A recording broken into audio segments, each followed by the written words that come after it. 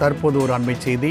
விநாயகர் சதுர்த்தி மற்றும் தொடர் விடுமுறை முன்னிட்டு திருப்பூர் ரயில் நிலையத்தில் பொதுமக்கள் கூட்டம் அலைமோதி காணப்படுகிறது.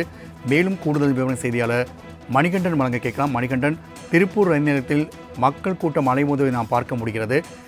இது குறித்தான கூடுதல் விவரங்களை பதிவு செய்யலாம். அதே போன்று அங்கு காவல்துறை என்ன நடவடிக்கை எடுத்து வருகின்றனர், அது குறித்தான தகவலை பதிவிடலாம்.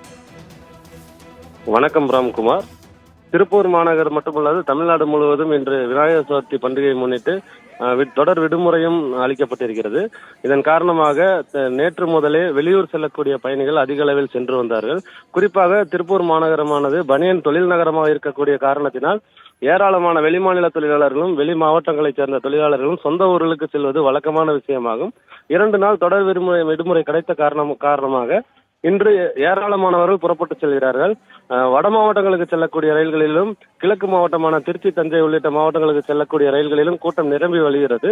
குறிப்பாக இன்று காலை திருப்பூரிலிருந்து புறப்பட்டு செல்கின்ற இன்டர்சிட்டி ரயிலில் ஏராளமான கூட்டம் நிரம்பி வழிகிறது.